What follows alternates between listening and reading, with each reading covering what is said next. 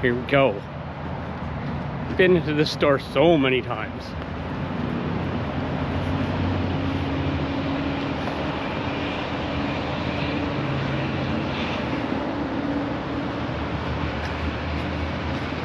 Good morning. Good morning. Whew. Whew. Woohoo!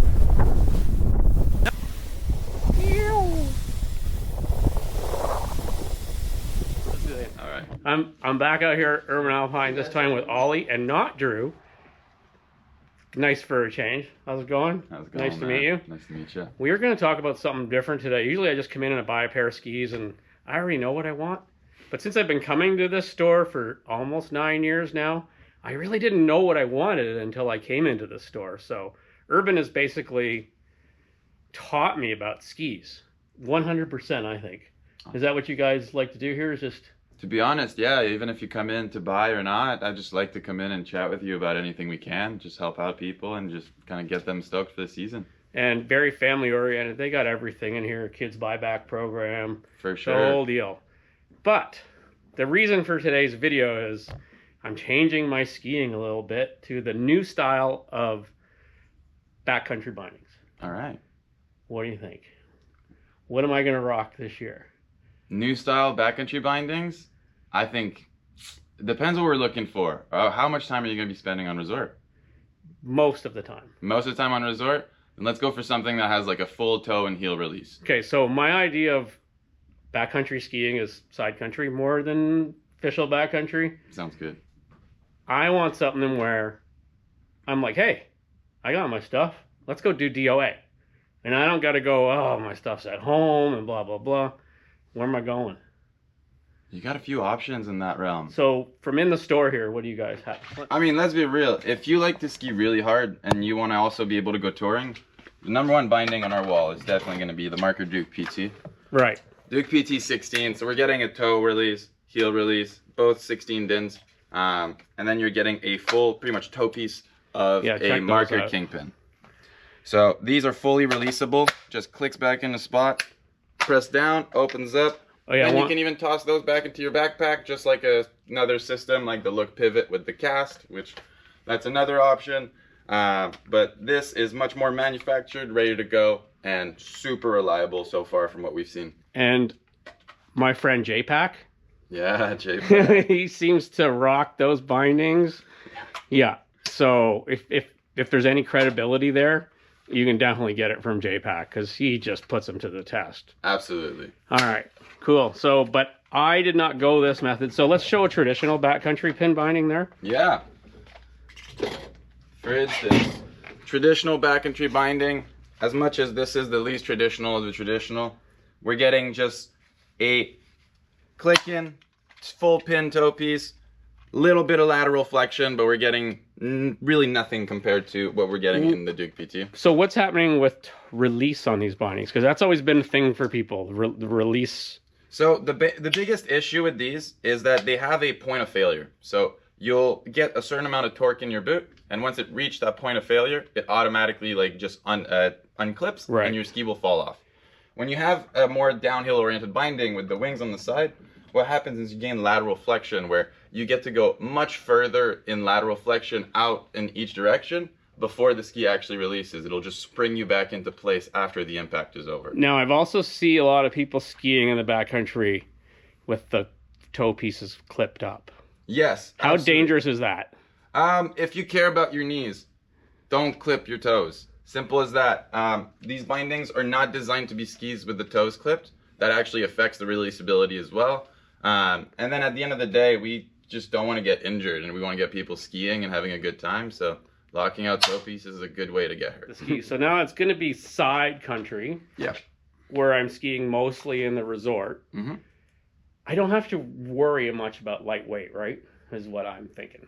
If you didn't go lightweight for binding, going lightweight for ski is just going to create kind of a chattery experience. So we want to keep the ski nice and damp and playful on resort. So I'm thinking, nah. Okay, so what skis did I choose? What you should get, I'm thinking, is something like a Nordica Enforcer 104.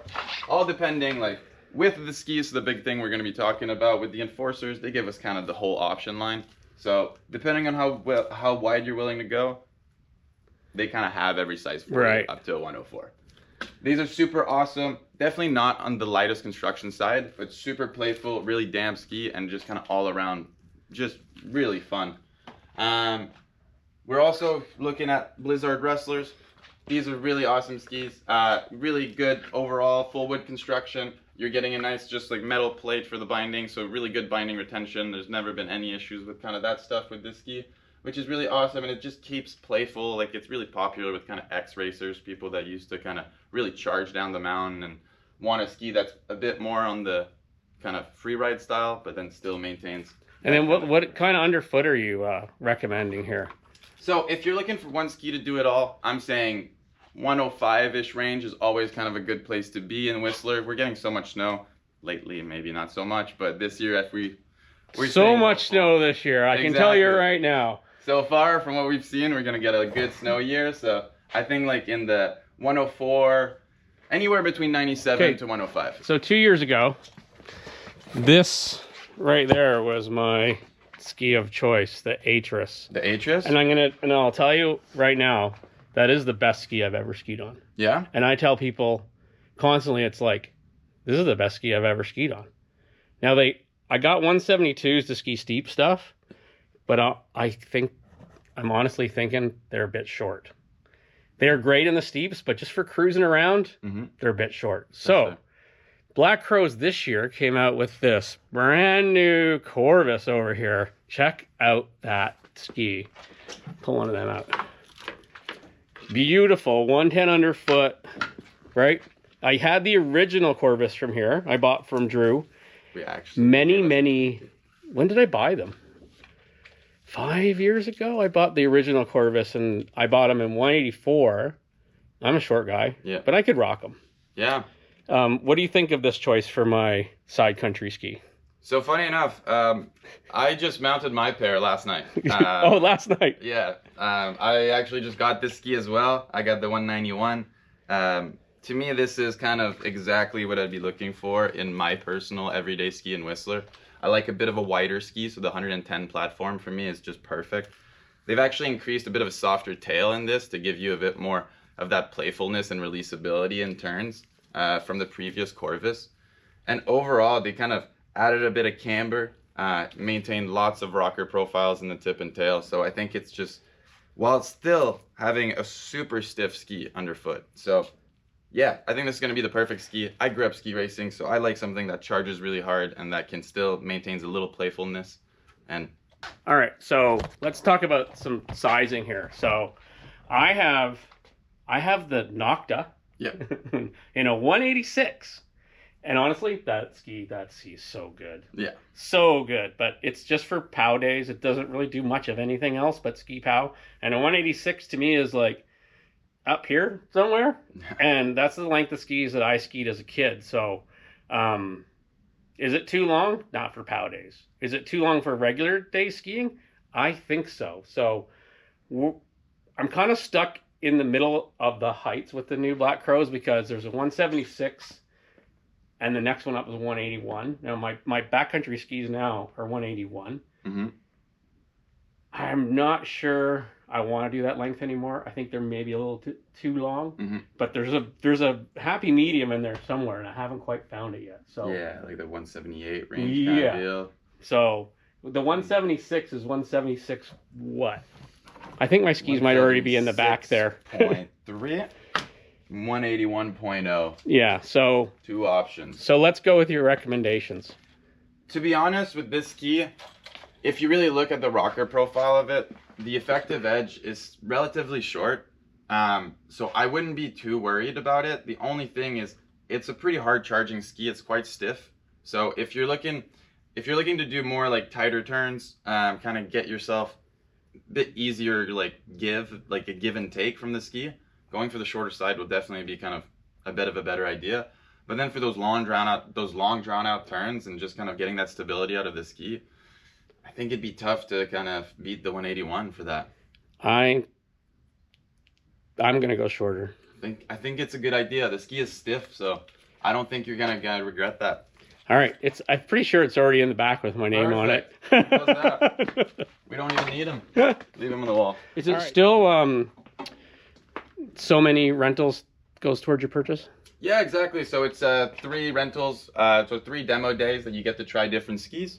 They're $50 a day, and then you up to 3 days get refunded back on the purchase of the ski if you decide to buy one. All right. So when I originally got skis from here, this is what happened. I rented, because I didn't know, I rented 7 different pairs of skis. Yeah. So basically, when I got my skis, they were free. No, just kidding. But I got a nice discount on my pair of skis that I actually ended up buying. And I did buy the demo ones, so they were a very reasonable price. So anyways, let's go check out the binding. And a quick change of the toe piece here.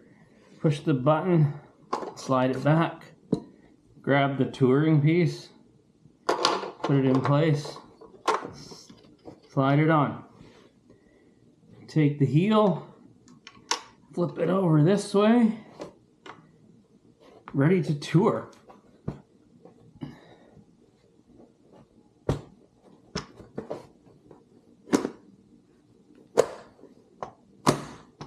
You've got 1, 2 lifts,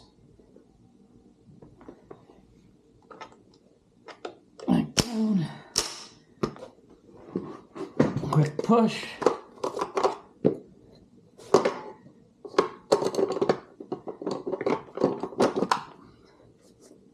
That.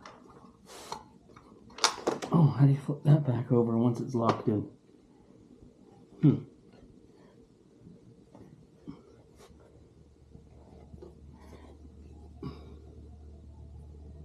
I don't know.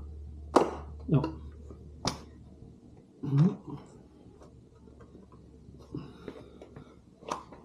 Oh. There you go. Release it. Okay, so, and back in. That's why you test your gear before you go out and use it.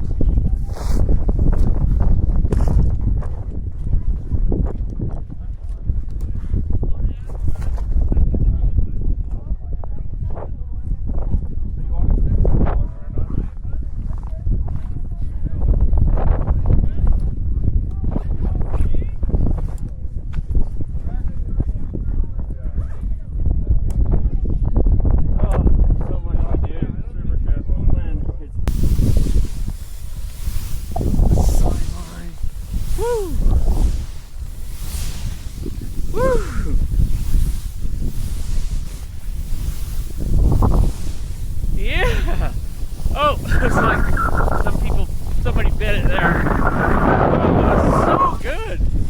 Oh, what a great Second day of skiing at Whistler.